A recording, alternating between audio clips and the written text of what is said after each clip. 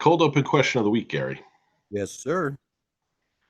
If your wife could have a cage match against any female celebrity, which celebrity would that be? Ooh. Um, What female celebrity can Shannon not stand? I'm trying to think now. I don't think she's ever. Maybe Angelina Jolie. Ooh. She is a fan of her, so that's what I'm gonna go with. Angelina. Any particular reason? Um, she was never a fan of Billy Bob Thornton, and I think when she was with her, it just kind of grossed her out. Okay. The whole blood swapping and thing. Her brother. Whatever. So yeah. Yeah. Jill's celebrity cage match would be against Robin Roberts, the Good Morning America host, former ESPN Sports Center host. That does not care for her at all.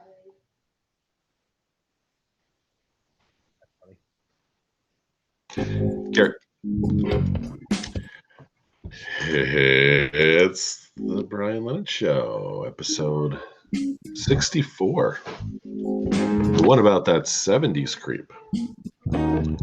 Danny Masterson, a Britney lookalike, and Gary's brewery tour.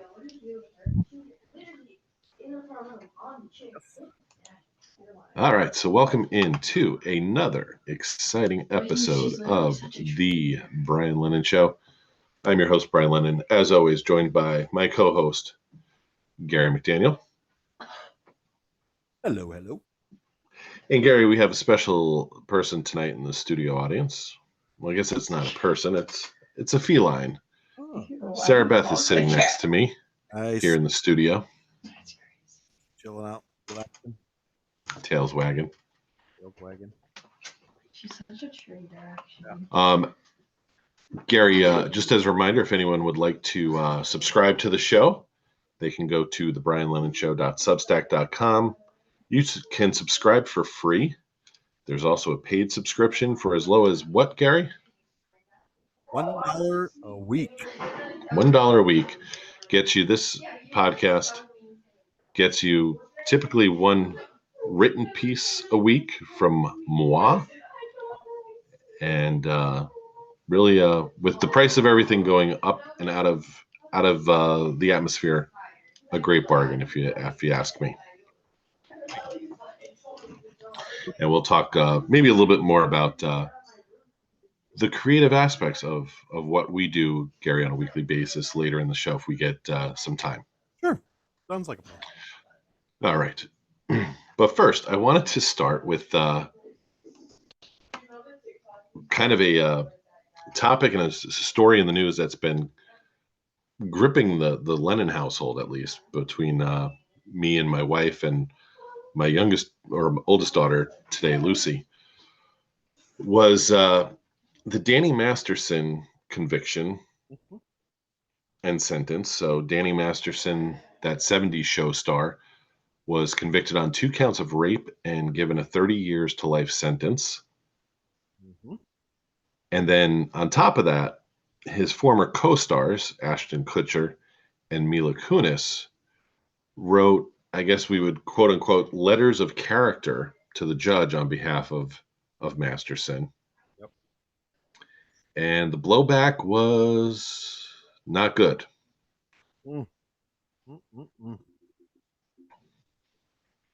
And my wife and I were having sort of a debate about these letters of character. Okay. And in no way is my wife,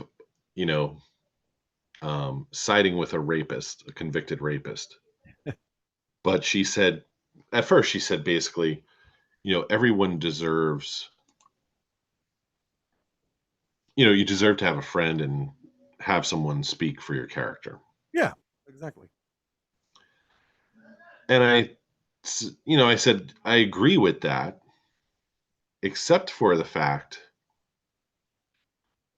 he wasn't convicted on 1 rape charge. He was convicted on 2 rape charges. Yeah. A third jury ended up hung jury. Yep. Mm-hmm. supposed to hit something? A hung jury. Yeah. Oh. Never mind. And then don't press it now. And then I believe there was at least 2 or maybe 3 other allegations against him. Yes. And so I tried to explain I was looking at it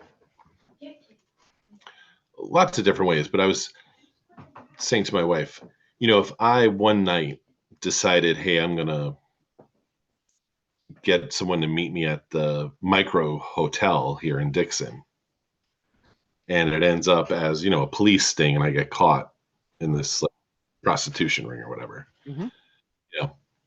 Hey, maybe that's, me making one bad decision on one night. Yep. Okay. This, though, was multiple. This is a behavioral thing. This is not a one-off situation where he's, raped a woman. This is repeated. Yeah. You agree? Yeah. So my thing is, okay. So yes, it's not good at all. But my whole thing stems from that church. That's the problem. It all comes down to that crazy church down the road. Scientology. And that's right. You have one near you. Yeah. Down in Tampa. I forgot that they have is in Tampa. It's in Clearwater. That's the actual, like, the, I guess, headquarters, you could say, or the corporate office, or whatever you want to call it. Corporate office. But so you think, and now apparently the church, the Scientology church, did try to kind of tamper or protect Masterson, according to the victims, in these charges. Well, yeah, because that's coming forward. That's the thing with that place. Like, they've got people so brainwashed. I mean, the women that he were part of Scientology. Right. So, I mean, that's the problem right there. Is like, if you kind of already know that it's not a great place to be, don't join it. Because, I mean, I'm not saying that what he did was wrong, but it's also, I think it's like just something that's, from what I've read about it, and there's like things that happen like that all the time there. It's almost like what you would maybe say like is like a ritual or some sort of thing like that. And that's the problem, is maybe they had him do it the first time. Okay, hey, listen, you're Danny Masterson. We have these girls here. They're part of this church. They could, they're whatever you want to do, you do. And then maybe got a taste for her after that first one, and then it was like, I'm like, oh well, shoot, I got away with this one. I'm like, I'll just go do another one, and who knows how many more. I mean, there could be more than just the 3. They might just be 3 that came out, and they might be the ones that left. These are the one. There might be ones still at the church, and they're just not saying anything or whatever. So, I think it's a sad thing, but I feel like it's probably more of that going on than we actually know about. I mean, even Leah Remy, she talked about how bad that place was. And right. Yeah, she's been very vocal, yeah, speaking out against Scientology. Yep. And I think that she did an episode about the Masterson cases, which, maybe some point I'll go back to try and view. Now, Gary, the other striking thing for me, and for, Jill, in discussing this, were these letters of character that Ashton Kutcher and Mila Kunis, provided. Ashton Kutcher has daughters, mm-hmm. in addition to the daughters that he was the stepfather to with Demi Moore. Yep. But he has his own daughters, I believe, with Mila Kunis. And did you get a chance to read some of the letter that him and Mila Kunis wrote? The article, when I was reading the article, I didn't read the actual letter. I just read like the snippets that they had in the article of what they talked about. And the thing is, I mean, maybe that's he may have been a great guy. I mean, the way they made it sound like he, but I mean, remember this was what 20 years ago, so I don't. When was the show out? Did this happen when he was doing the This show? Or before? apparently happened in like 2001, 2002, I believe, 2003, 2004, early 2000s. Or before they even were on the show? No, Or some of it I believe happened during I the just filming. don't remember when that series was on, but the thing is In fact, because I mean, and even on the other, he has a daughter too. right, he does. So I mean, and that's the thing. This like I feel this whole thing stems all from Scientology. It's just it's. I mean, I know they made it seem like in the one what the letter that the one girl wrote, you know, to the victim letter or whatever. I mean, she said she forgave him and all this stuff, but she basically said he was just like he was an evil man, blah blah blah. But then you read these other letters from like his people that he was worked with. It wasn't even just those two; it was also the mother and father on the show, Red? Red and oh my god, what was her name in the show? I can't. They wrote letters as well, Oh, and really? I didn't know that. yeah, it was in the article, and then I know Billy Baldwin and Giovanni Ribisi also 50, wrote said there was letters. 50 people who wrote letters on his character.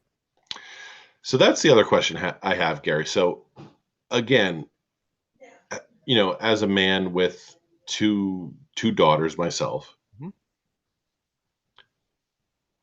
and again, Ashton Kutcher and Chris, no, what's his name? What's his first name? Who? Danny Masterson. Oh yeah, They're roughly the same age as us. yeah. Masterson was actually the same age as us. Okay. Ashton Kutcher, I think, is 2 or 3 years younger than us. And they've known each other, a little bit less, but basically as long as we've known each other. Yeah. Mm-hmm. And like, I know you very well, Gary. Mm-hmm. I knew you very well when you were in your early 20s. Yep. You knew me very well when I was in my 20s. Mm-hmm. And I think if we had known, for me, there's a part of me it's hard to believe that Ashton Kutcher didn't have any inkling or could be so blindsided 20 years later that this happened. And Yeah. this guy I knew this guy spent every day with on set and hung out with at Hollywood parties. Uh-huh. So that doesn't jive with me. Yeah, I mean, so it could be one of those things where, hey, listen, this is going on right now. We haven't really been doing much lately, so let's get ourselves back in the news again. Could also have been, the Church of Scientology could have came up and said, hey, could you write him these letters, blah blah blah, and we'll give you so much money, just to write these letters. Like I said, they're oh, man, and I have a feeling like they're running stuff, and that's the thing is it's so weird to talk about it, but it's they're I feel like they have their hands in a lot of stuff, and it's just crazy. Like because the thing too is, I mean, yes, okay, he did this.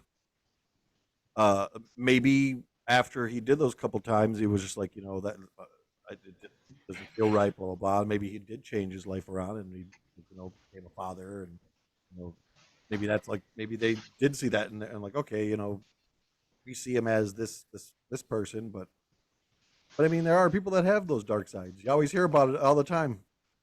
Yeah. Lived next to him for 25 years. I would have never known he'd have 35 heads in his basement. So I mean, yeah, he was a very nice guy. So I mean, and that's the other thing that I've been kind of thinking about all week is like, God forbid, Gary, you do something stupid or it comes out you did something horrible in the last 20 years.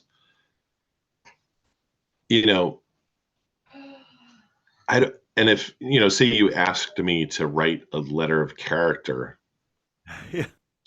you know what I'm saying? Like, would you, and say it was, God forbid, a rape. Yeah. Like, as a father of two women, Hmm? I don't know if I would be able to write you a letter of character if that's what you're convicted of. I would maybe tell you, Gary, I'll be there for you. I'll visit you. I'll write you, whatever. Yeah. But I don't know if I'd be able to write you a letter of character. As good a friend as we are, I don't know. It would be. I think I'd be in a tough spot. I totally agree. I don't think I could. That's why it's so weird to me that they did do that. Like, I mean, so unless they they said that there was a lot of evidence. Like, basically, I mean, was convicted of it. It's not like he's. I mean, I don't know if he's ever denied it or not. I mean, I didn't really get into all that stuff. But I think he's denying it. He's appealing, I believe, the they are. conviction. I did read that part, but I mean, maybe that's what it is. Maybe they're just that good of friends where they're like, oh, we believe him. I don't think he would have done that, and knowing him for all these years, there's no way he could have done something like this, and blah blah blah. But And then Kutcher and Kunis end up kind of backtracking and apologizing publicly for writing these letters of character. see, that's Then it becomes a PR nightmare for them. So then they're like, oh, but once you're in, you gotta be in. That's my other problem with Hollywood too. Is they'll go so far to get their names out there and like get their faces back out there because they haven't been out in a while, whatever. And then when it doesn't pan out for the way they thought it was going to be done, all of a sudden it's like, oh no, wait, well actually we just kind of he was friends, but I don't know, we could have had this dark side. See, that's when I just get lost with Hollywood people. And then did you also see, now Lucy, my oldest daughter, showed me the clip of Danny Masterson on Conan O'Brien from 2004. Okay. And he's giving a story about referencing his balls. And Conan O'Brien basically tells him, I've heard about you and you're going to get caught soon. Oh, jeez. So you wonder too if, just like kind of with Jeffrey Epstein, it was kind of like the worst known secret out there.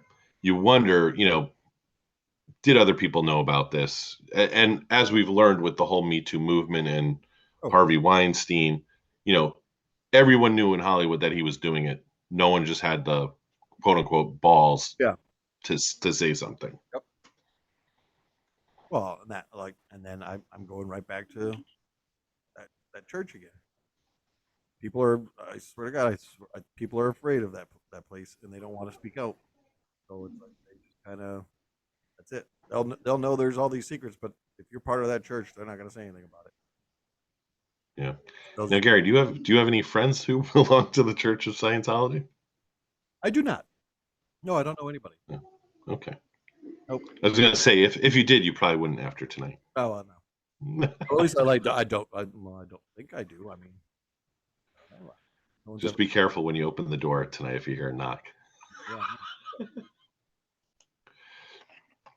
All right, kind of staying along these lines, Gary. It was also announced this week that, I believe this happened on Sunday, Michigan State's head football coach Mel Tucker has been suspended without pay based on sexual harassment complaints from Brenda Tracey, who's a sexual assault awareness speaker. I know this was probably when you had me read these stories, this was probably my favorite of the two because I just chuckled. First of all, you're with someone who does sexual harassment like things. How in God's name do you get caught doing it to that person? I mean, that's right. Okay. I mean, I know he's saying it was more of a He was saying it was a mutual consensual relationship. I mean, you got to be. I mean, I don't want to not believe. See, it's hard because well, I'm not really famous enough to be canceled, so I guess that doesn't matter what I say. It's a delicate subject, and I think if you listen, or at least if you're going to listen to both sides.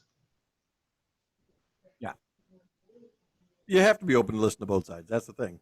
Until there's like 100% proof of one side, that you have to go with both sides.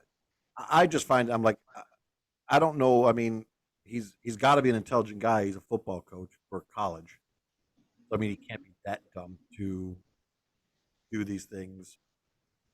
You know. Now, I mean, if he has the proof of like the photos she was sending him and stuff like that, which I mean, then it's And that's where we got kind of into a heated conversation about this at the dinner table today about,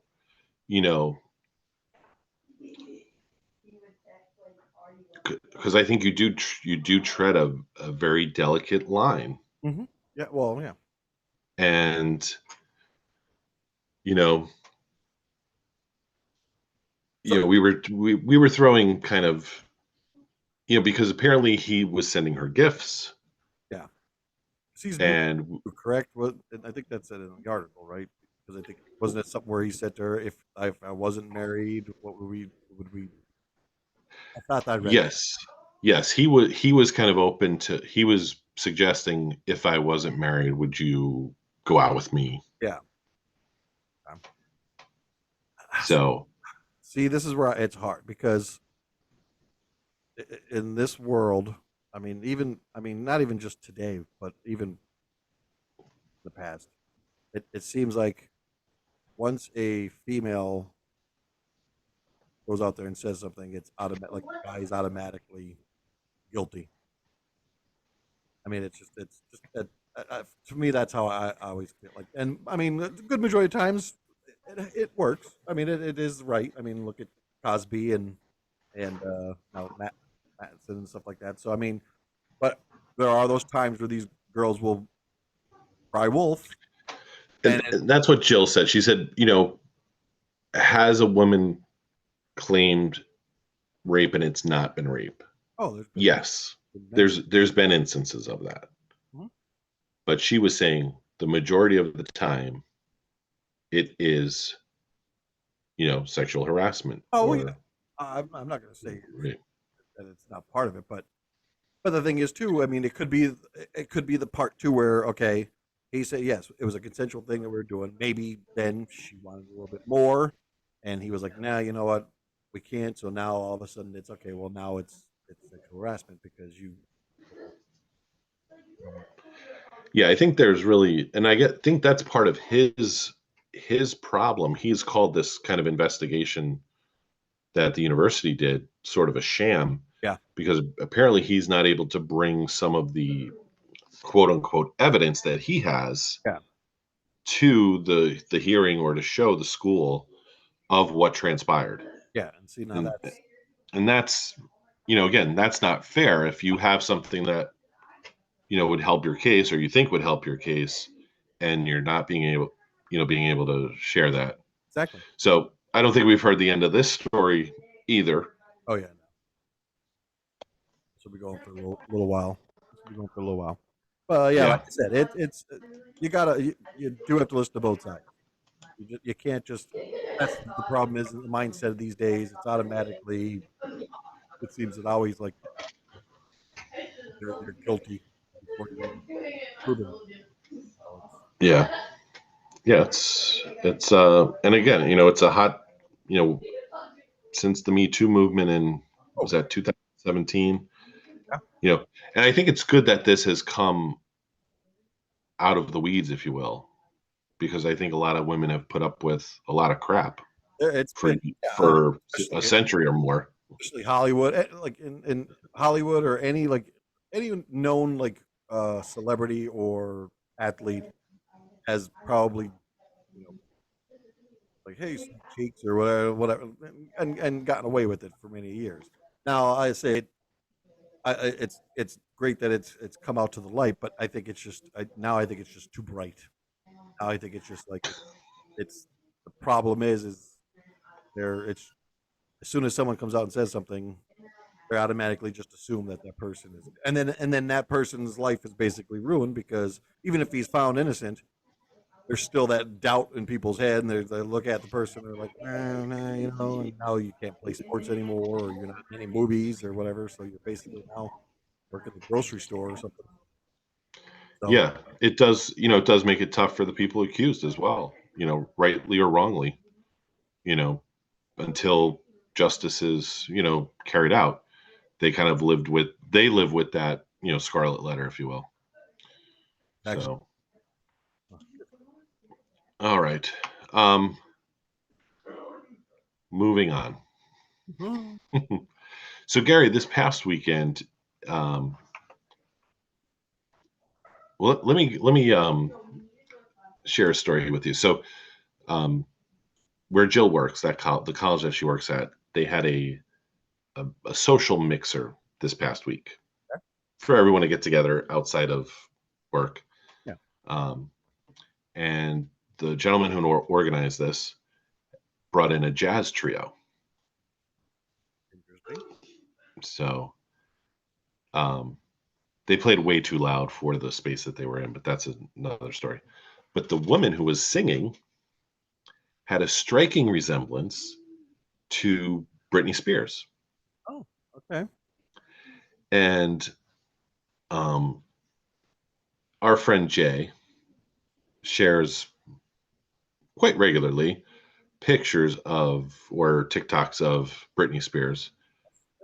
So I'm familiar with what she looks like now. Huh? And I said to my wife, I said, the singer looks like Britney Spears if she hadn't lived so hard. And my wife looked at her and she was like, yeah, she kind of does. And then it was kind of an awkward, like,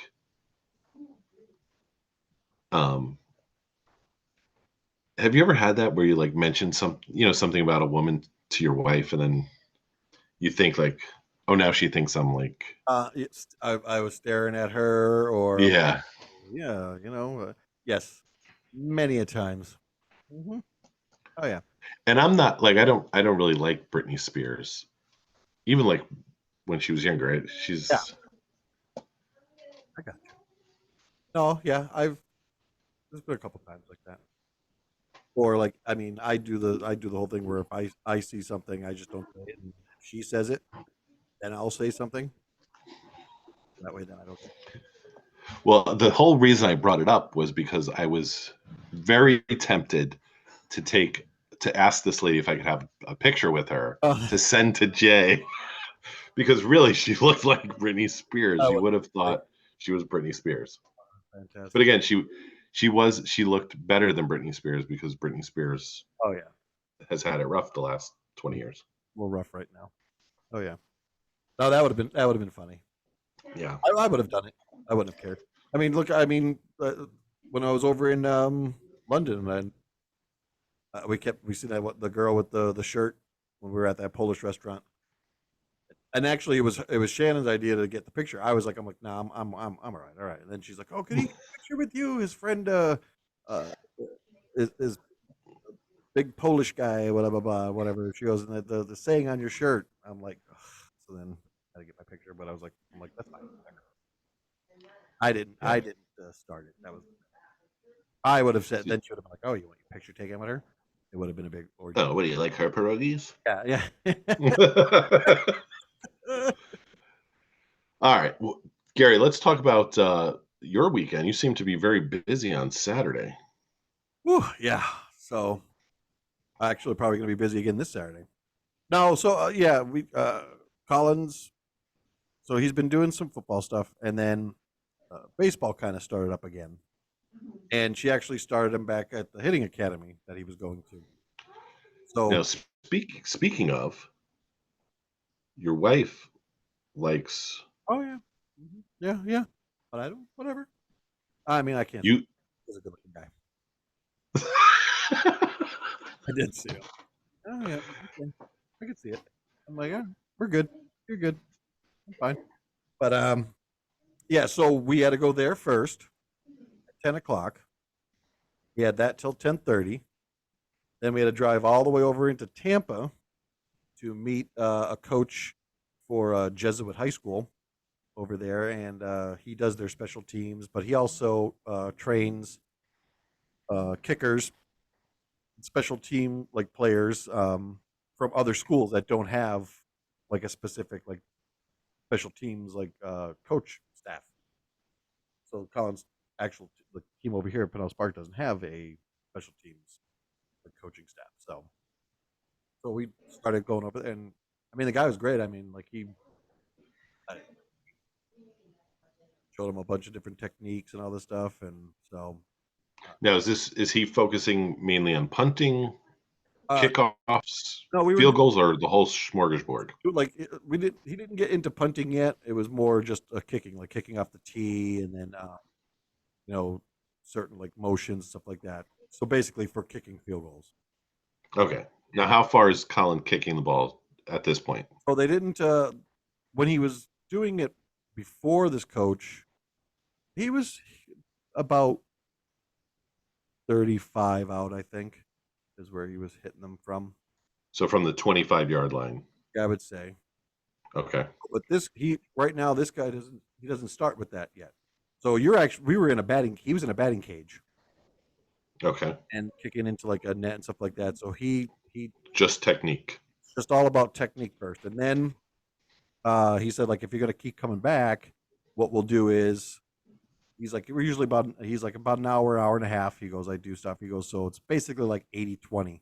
Like 80% of the time we're gonna be in the cage and then 20% we might be out actually kicking like like kicking to the post and stuff like that. But I'm like I don't know, he enjoyed it. I think that's his problem is he was not caring too much for it because when he was over there, there's nobody coaching.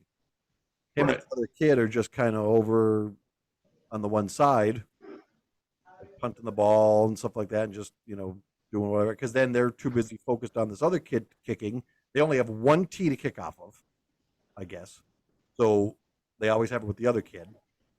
So then these other two are just kind of whatever in the side. But then he goes like for the weight training and all that stuff. So I mean, at least that gets up. But he likes to be coached. He doesn't want to just stand out there and do nothing, So Right. So now he has stuff maybe he can bring back to his practice time with the school team and work on stuff. hey, listen, my other coach now will be able to do this and that. And I mean, it's not like this is not like a schlump coach that's just off the street or something. I mean, he coaches for Jesuit, who's a decent school. I mean, it's a private Catholic school that's about I think it's about $25,000 to $30,000 just to go to that school. That was the question I was going to ask. It looks like a college campus. We drove up on it, and I'm like, this is a high school. I was like, I mean, it's like right there near. It's almost near Raymond James Stadium. It's not far, but yeah. I mean, it looks like a college campus. You drive up on it, and it's just like there was kids there. They must like live there because they must. Oh, it's like a boarding school, probably. Yeah. So, but yeah, I mean, it's one of those like high end. Got to be like academically, and I mean, we've seen some of the kids that were out there kind of just practicing on the field, and Shannon was like, she goes, "There's no way these are high school kids." I mean, she goes, the one kid's he's got a full beard, and she's like, "There's no way," and he's got to be like 6'4", about 350 pounds. I'm like, holy, it was just ridiculous. I'm like, where are they getting these kids from? But it literally looked like you were on like a maybe a smaller college campus. Mm-hmm. I was like, man, this is crazy. I mean, football field was like high tech. They have a big baseball field right there. I was like, geez. So, and then of course, yes, since I'm over in that area, I gotta see if there's any breweries I've missed.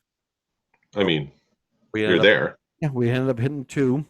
The first one actually had the Penn State game on, so we were like, I'm like, oh, perfect. We sat there and watched the game for a little bit, and I was like, all right, he needed to go. He wanted to go home because friend was coming over and stuff like that. So I was like, fine, whatever. Let's just go to. I'm like, let me run up to this last one up here. It's only it was like 4 minutes up the road. Like, so we'll get a drink and I'll get a sticker. Penn State game was already, I think, at that point In the bag. That was like 40 something to So, but then we ended up coming home, and I was like, we got home.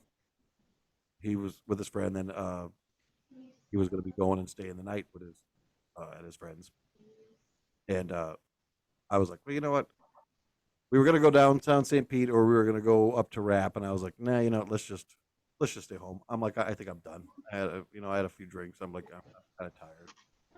And then our buddy Paul and his wife texted us at like 5, but I missed it, so I didn't see it till 6. They were actually at Rap, so we ended up going up to Rap for a little bit. And so you did go. Okay. I did go, yeah. Mm-hmm.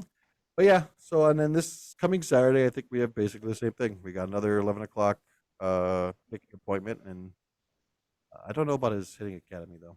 Got to find out about that. So, and then we have a game. He has a game tomorrow. Game tomorrow. Who are you guys playing tomorrow? I think it's Clearwater. Okay. Now, what's Clearwater's mascot?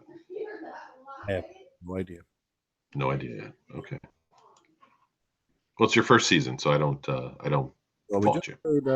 We just played East Bay, and they were the Eagles. I don't know what Clearwater is, and then I know they play Largo in next week, I think, or the week after, and they are the Packers. That's That's unfortunate. Uh-huh. All right, Gary. This past Sunday was my first week of CCD. Oh, okay. For teaching the Old Testament. Ooh, lovely. 8th year of teaching. Wow. So all of these kids are like 11, 12 years old. They were born, I believe, 2011, 2012, or 2010, 2011. So my first lesson of the year is always about, I kind of do 9/11. And I equate it to the crucifixion.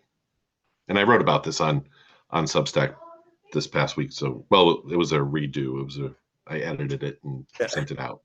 But if anyone subscribes, you can, go to the page and see it.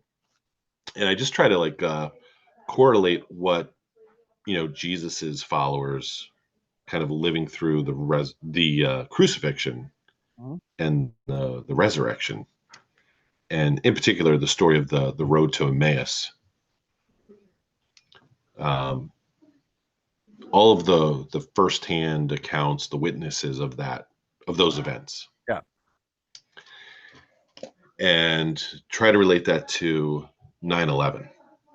And I tell the kids, I say, when you leave here today, ask your parents about 9/11. And I said they'll be able to tell you where they were, who they were with, probably what they were wearing, what they had for breakfast, even though it happened now 22 years ago. And I try to use that to kind of build in the fact, because a lot of times religion gets, it's just stories. It's just, make believe, or it's just, what people decided to make up. But, we have these firsthand accounts of this stuff that happened. And, here it is 22 years later. And I'm going to ask you, Gary, where were you on the morning of September 11th, 2001?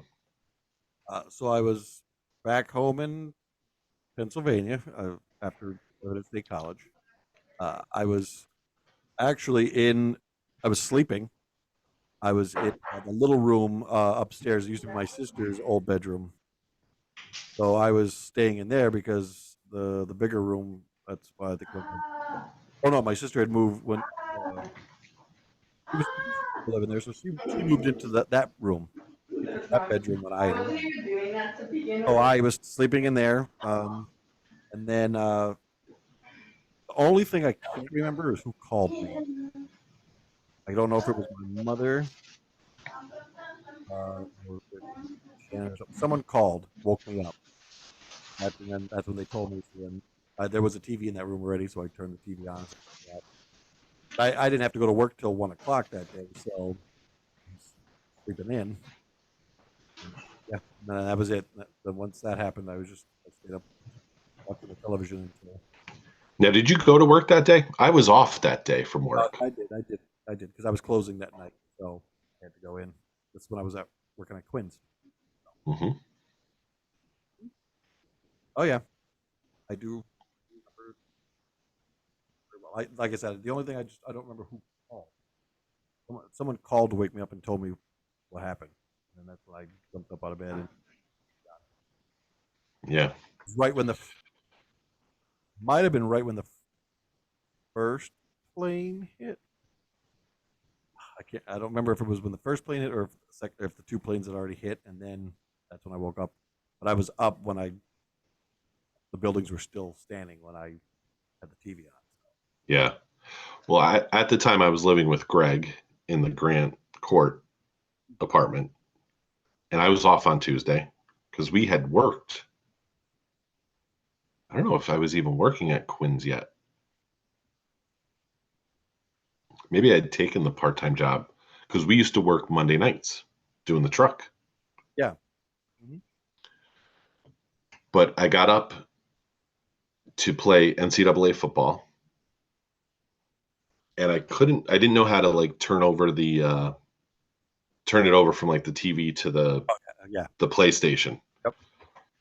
And so I'm kind of there fiddling with it, and Good Morning America was on, and they were like, "Oh, a plane has crashed into the World Trade Center." So I'm sitting there watching it, and the first one you could tell was like, "Oh, that's not good." Like, yeah, that's not going to be able to be fixed. Yeah. And then literally over the guy's head, or who was on, you see another plane come right into the picture and hit the other tower. And I like jumped out of the chair. I'm like, holy. Yeah. And I knocked on Greg's door. He was still sleeping. Yeah.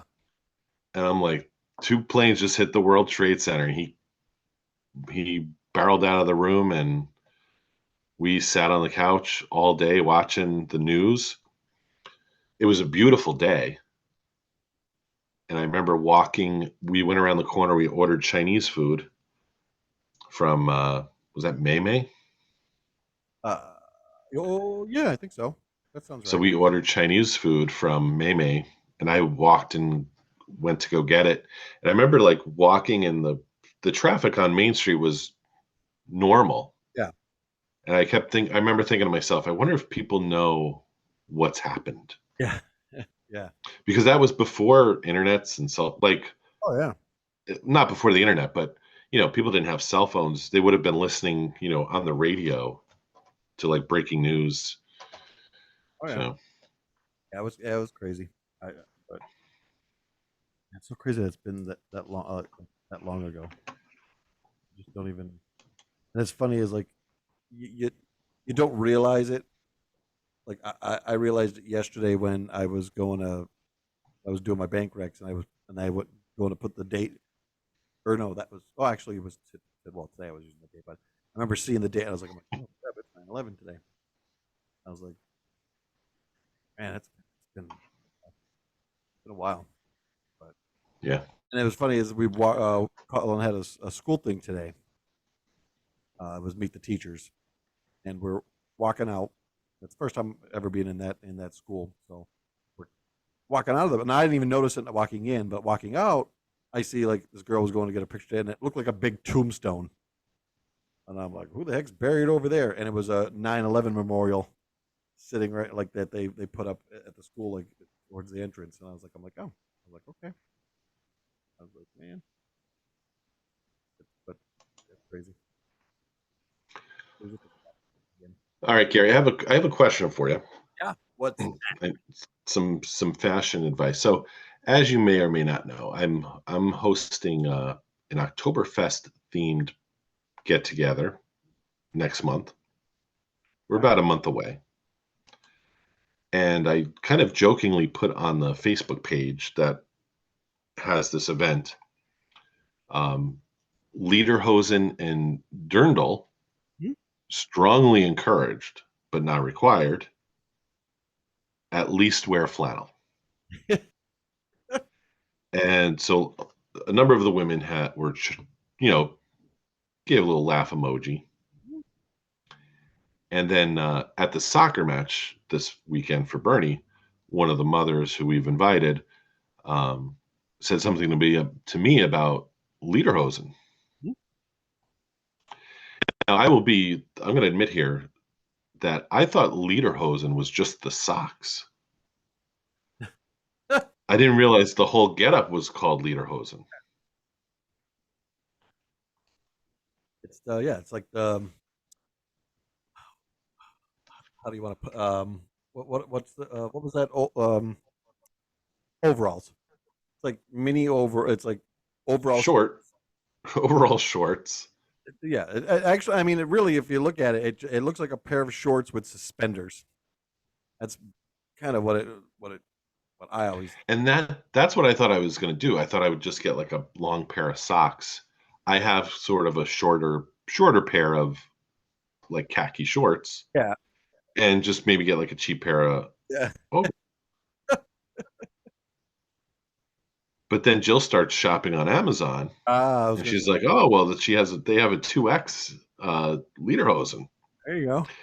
Now, Gary, the question is, I know you own a kilt, if not a few kilt. Just one right now. Just one.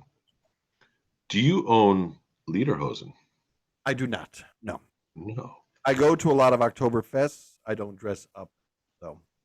Oh, I'm sorry. The one year they gave us those hats when we were at Dunedin Brewery. Like the almost looks like a fedora, but it's yes, whatever. So I have one of those, but I do not have any lederhosen or anything like that.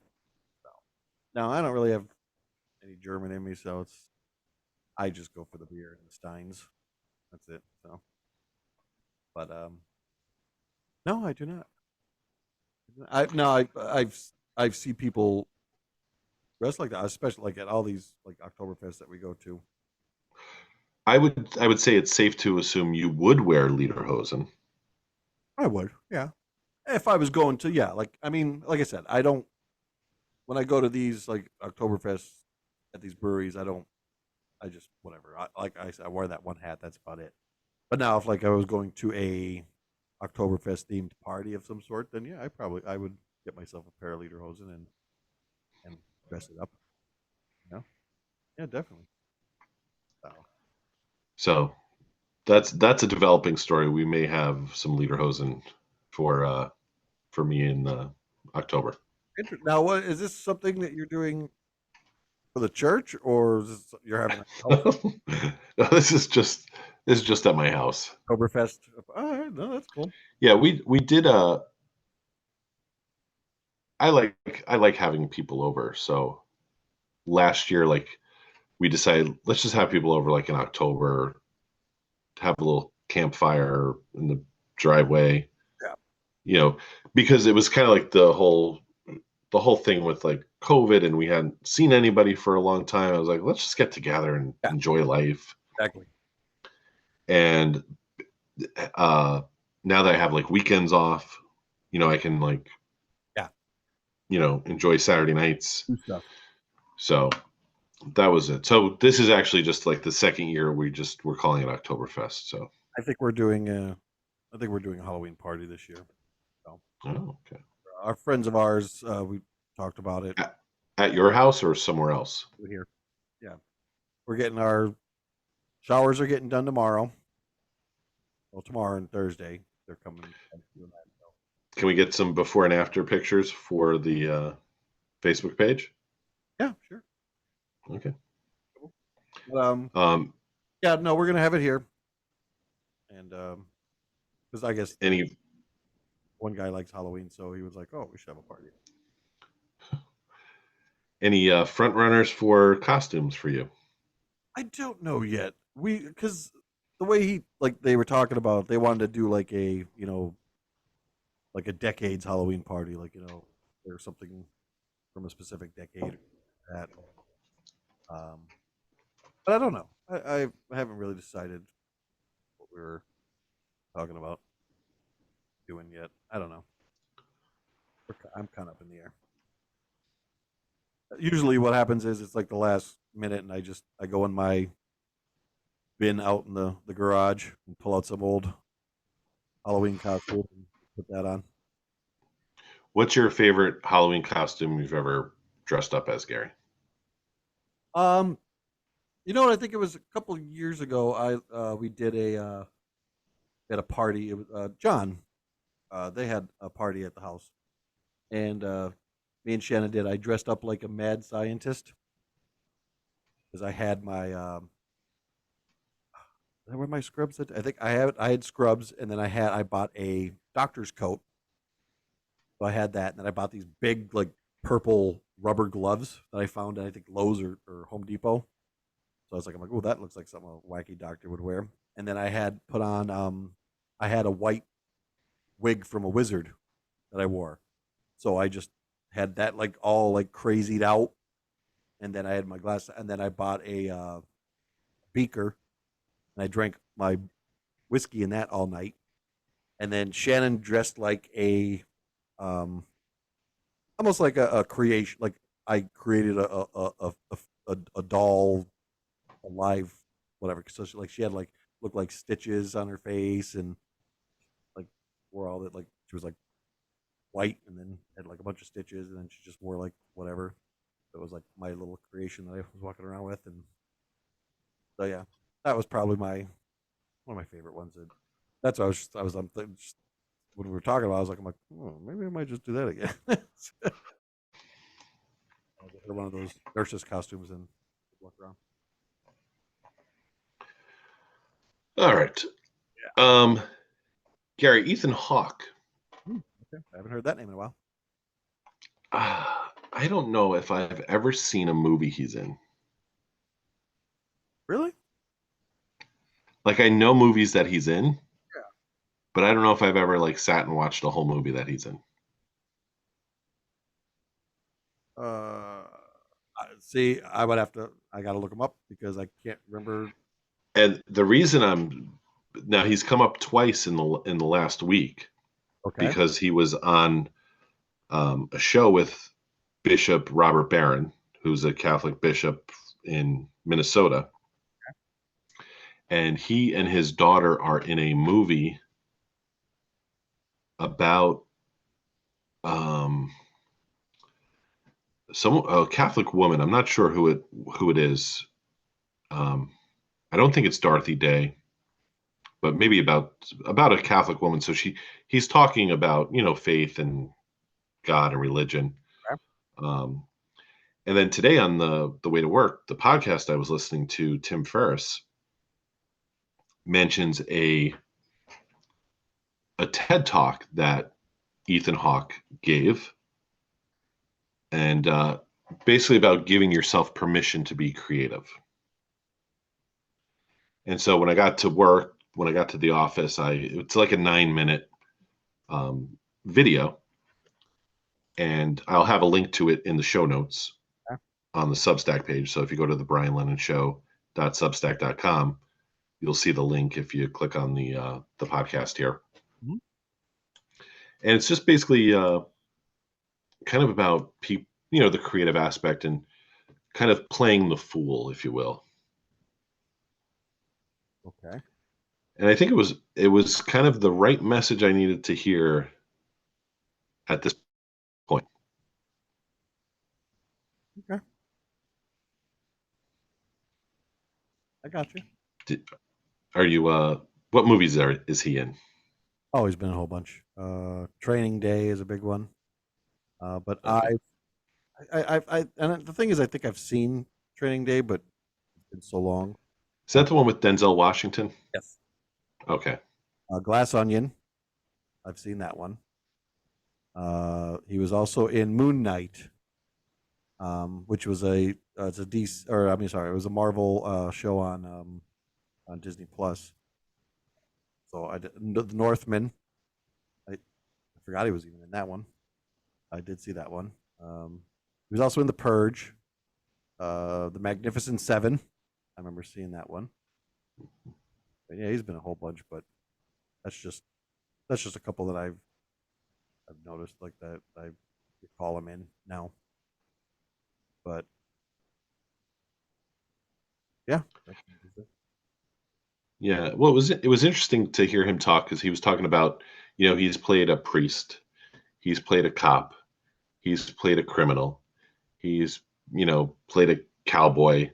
Like he's played all these parts, and he goes, he finds something in common with every character he plays, no matter if it's a priest or it's, a criminal. Yeah.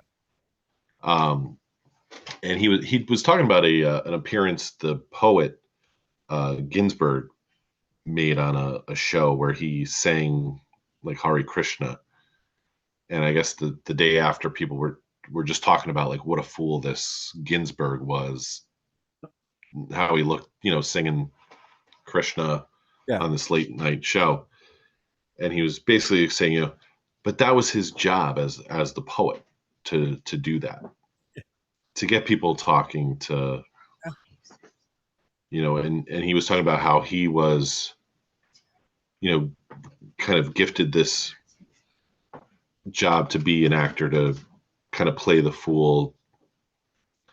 And I was thinking of us because, we're now hosting 2 podcasts. Yeah. And more on that later. Yeah. But, we don't know who's listening to us. We have a core audience of about 7 people every week that listen to us.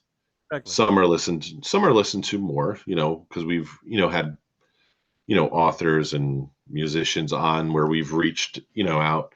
Yep. And so you kind of get maybe a little deflated, like, oh, no one's listening and this hasn't really taken off. Why are we doing this? But then at the same time, I look forward to it every week, and it's kind of my vessel for my creative poet. Yeah, exactly. Yep. So it was the talk I needed kind of found me. Sometimes that's all you need. Just, just goes out there and says something, and it's just, you're like, okay, yeah, I see that. All right. That works. Makes me feel better. And it's always interesting how, like, and you could, if you think it's God or whatever, you think the cosmos, whatever, is because, I follow Bishop Robert Barron on social media, and I was interested to see Ethan Hawke on there because I know him, but again, I don't know him well, and I've never really watched any of his movies, but I know who he is. And so it's always interesting to hear someone you don't, pinpoint as, religious or Catholic, on, talking about their faith out in the public. Yeah. And then, again, like a day or 2 later, to have his name pop up again in a totally secular medium with the Tim Ferriss show, talking about it, and that just the way everything kind of related, and kind of what I was feeling personally, about this creative endeavor that we have. So it's interesting. Yeah. Speaking of creative endeavors. Yes. How about some news of the weird? Sure, let's do it.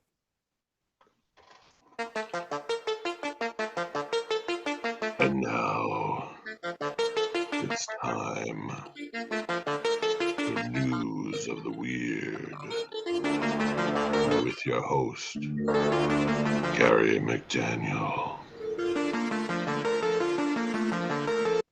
And we will go live to the Tampa newsroom, where we're joined by Gary McDaniel. Yes, sir. Police stopped Nebraska man for bucking the law with the bull riding shotgun in his car.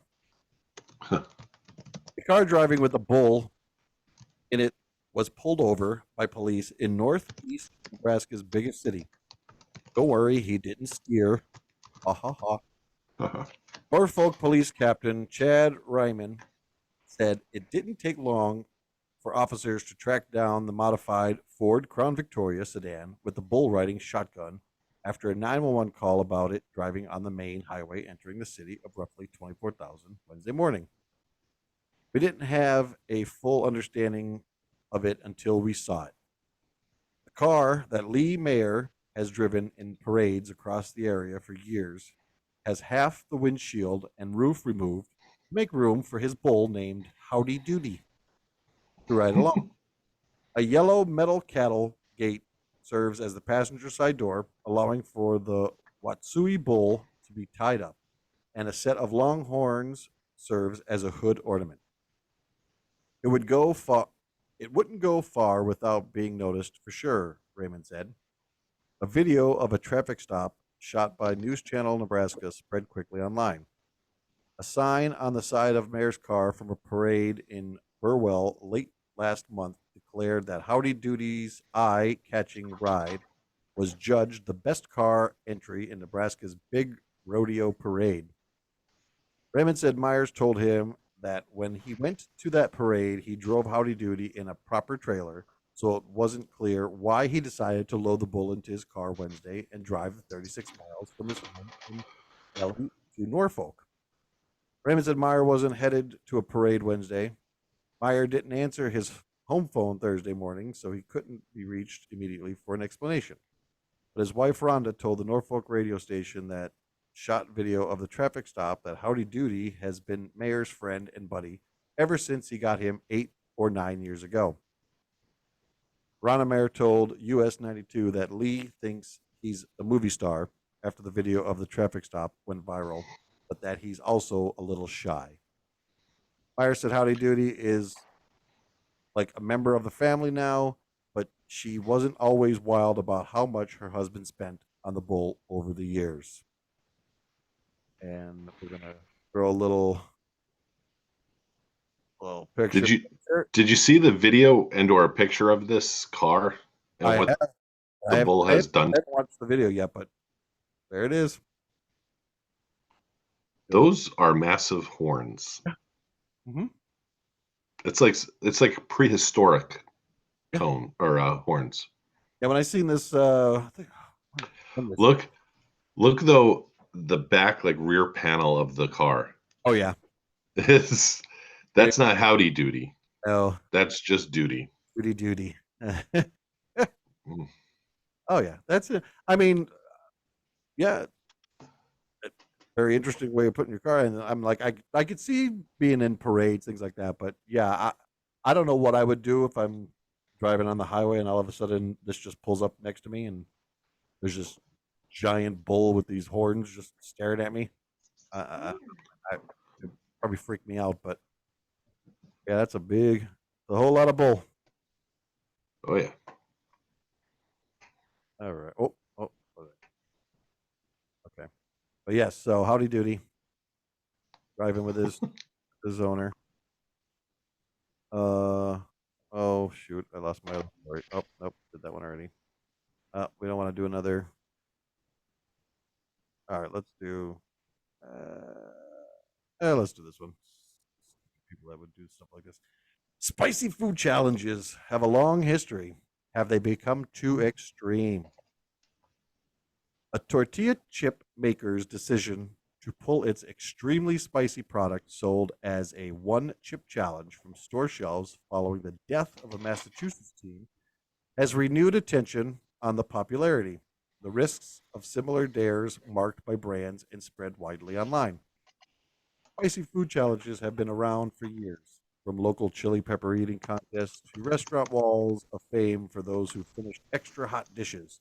People around the world have been daring each other to eat especially fiery foods, with some extras pointing to the internal rush of competition and risk taking. But extremely spicy products created and marketed solely for the challenges and possibly internet fame is a more recent phenomenon, and teens are particularly exposed to them because of social media.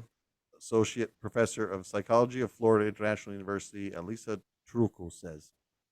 There's a glamorization of these challenges on social media. Trucco said. You see a lot of likes or comments indicating social status or popularity from these challenges, but you don't see a lot of the negative consequences, like the trips to the ER or other injuries. Alexandra DePauli, an associate teaching professor of marketing at Northeastern University, added that people may put themselves through discomfort and share it online for a sense of in-group belonging. similar to offline challenges as a game of truth or dare. A YouTube series called Hot Ones, for example, rose to internet fame several years ago with videos of celebrities' react- reactions to eating spicy wings. Meanwhile, restaurants nationwide continue to offer in person challenges from Buffalo Wild Wings' Blazing Challenge to the Hell Challenge of Wing King in Las Vegas. In both challenges, patrons over 18 can attempt to eat a certain amount of wings doused in extra hot sauce in limited time without drinking or eating other food. Chili pepper eating contests are also regularly hosted around the world. Last year, Gregory Foster ate 10 Carolina Reaper chilies, which Guinness World Records has named the hottest in the world at a record time of 33.15 seconds in San Diego. In most cases, people will choose to participate in challenges that they are trained for or don't consider to be truly dangerous. But a line is crossed when someone gets hurt, Pauly noted. While the autopsy results of 10th grader Harris Woolbot are still pending, the teen's family alleged that the one chip challenge is responsible for its September 1st death. Sales of the chips seem largely driven by people posting videos on social media of them or their friends taking the challenge. They show people, including teens and children, eating the chips and then reacting to the heat. Some videos show people gagging, popping, and begging for water. OMG. Yes. So, oh Lord. I got excited there.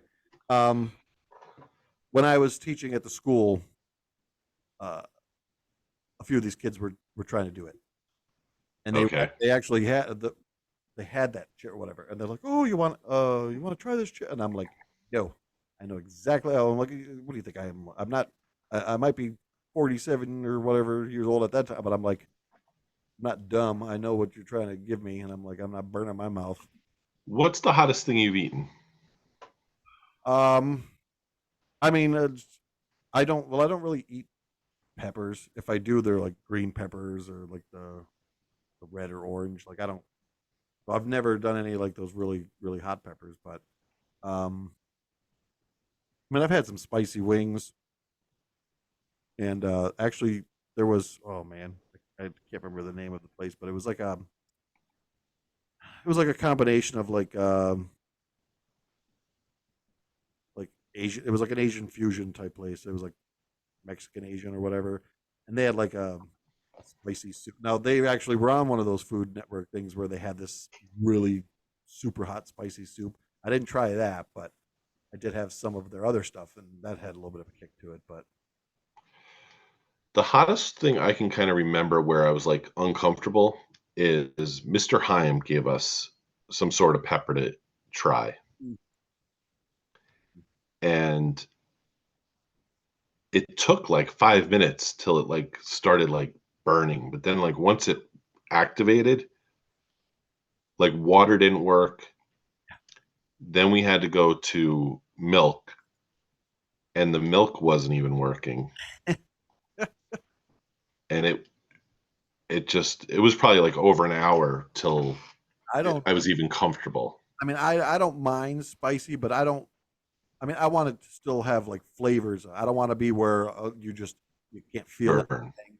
Like I mean, I think it was in State College when I had those one wings from I think it was the old Sports Center, and I got like their hot wings or whatever, and they had no like the flavor was disgusting.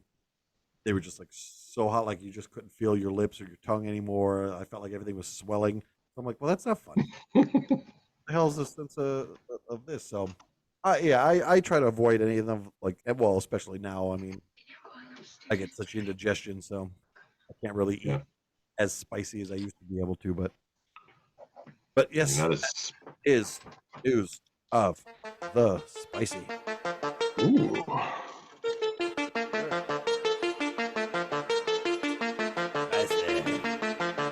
Spicy. That's a spicy.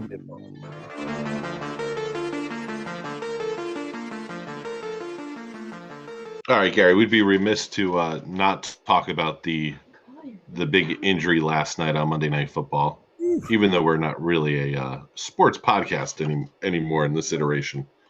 Nope. But I mean, No, you weren't watching the game, were you? I was not. I think it was the text that came through from John saying that Rogers went down after the fourth play. Oh no, it was when we were on our. It was when we were on our other show that we were doing, the Tailgaters setup show. Uh, when we were doing that, that's when he had mentioned that he's seen that he went down, and but now I didn't know about the how bad the injury was until uh, later on. I think that night. Yeah, and after we recorded, I went, out and I was watching the TV, and it was kind of hard to tell because it typically when a quarterback gets hurt, at the lower half of their leg, it's, someone rolling up on their leg or falling on their leg. And this didn't look like that.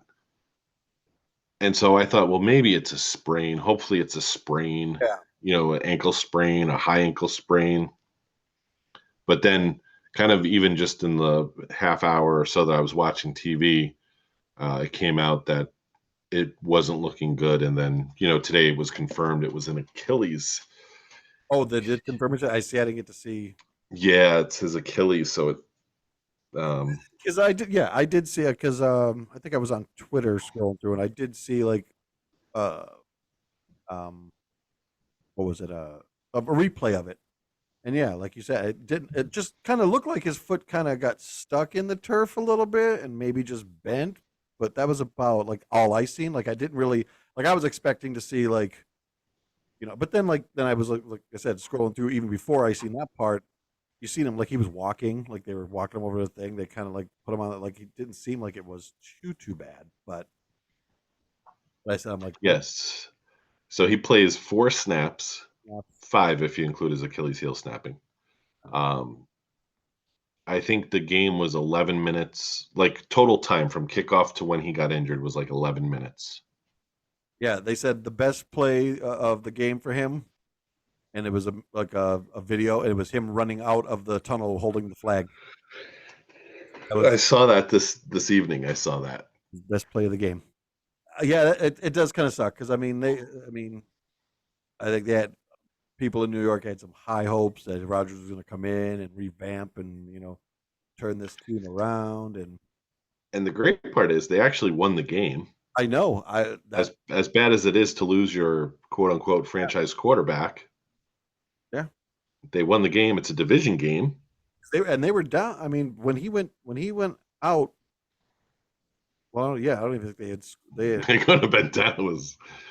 So I don't. Yeah, he was only in there for the 4 plays. So, but I mean, at one point at half, it was 13-6, I think, and then they ended up going. Yeah, they went into overtime at 16-16, and I mean, I don't know. Maybe Zach Wilson learned some stuff while Rogers was there during training camp and all that. But yeah, maybe he's the next coming of Tom Brady.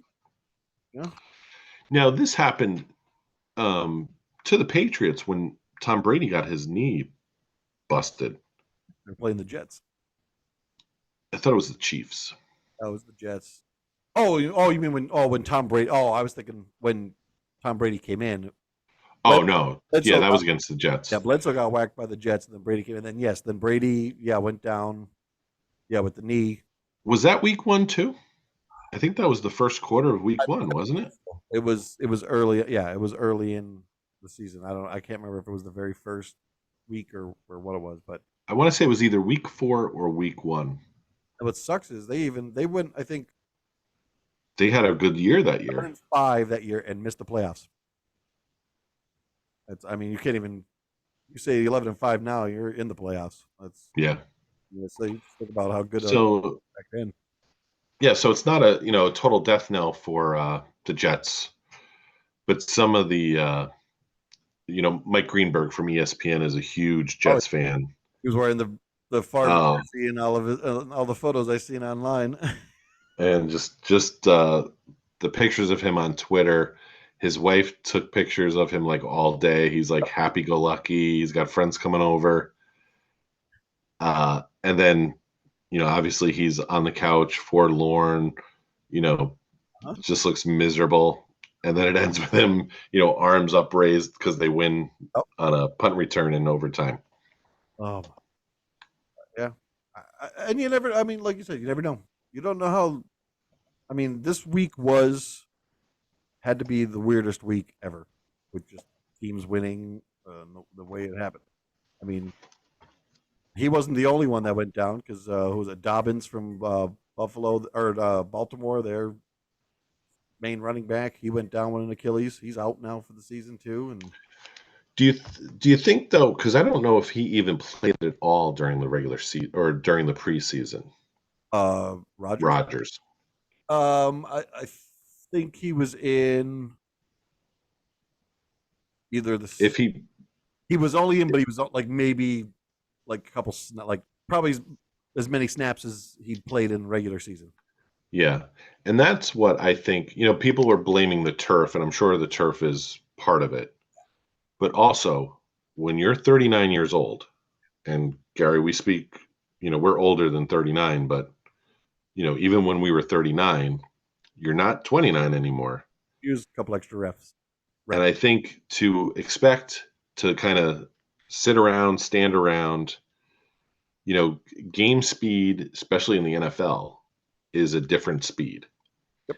And so to think that your 39-year-old body is going to go out week one and perform at game speed when you haven't put in the reps. Nope. Let's not totally blame the turf. Yeah. And again, Achilles heel injuries are kind of a freak thing.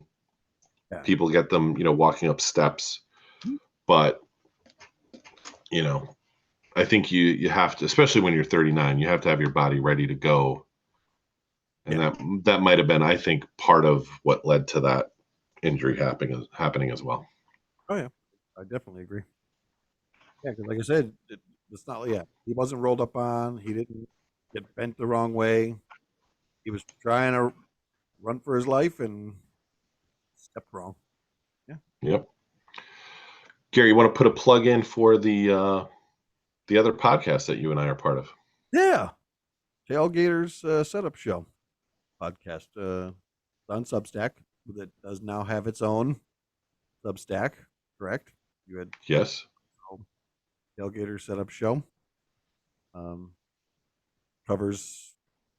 We cover college football and throw a little pro stuff in there every once in a while, but yeah, so that's going to be every week as well. And that is me, you, and John Cremella. Our friend John Cremella, yep. So our resident expert. But yeah, so I mean, you could listen in on that one. Hear our games of the week and who we have picked to win, and we have our top fives that we do every week. They've changed every week.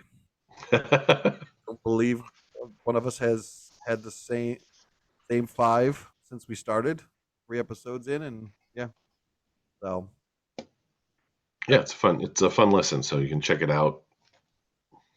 Exactly. Another quick story, Gary, before we head out. My friend who I did some improv with, I guess, who moved to France, and she posted on Facebook today. She got her colonoscopy done. Ooh. And her colonoscopy was done at the Clinique de Louvre. Ooh. Apparently, it's right across the street from the Louvre Museum. Fancy. All right. How would you like to go? I mean, if you had to go for a colonoscopy, you'd want to go to the Clinique de Louvre. Sounds fancy. Mine will be taking place on Ash Street in Scranton. Not quite as fancy. Ash or ass? Oh, I'm sorry, Ash Street. Ash, okay. With an H, yes. Not. But they might as well call it Ash Street. I was gonna say, I'm like, man, that is the way to promote your business. You know. All right, so that's going to do it for us tonight on the Brian Lennon Show. I'm your host, Brian Lennon. As always, thanks to my co-host and producer extraordinaire, Gary McDaniel. Have a great week. Gary, I think I look like Len from Laverne and Shirley. You know, Lenny and Squiggy tonight.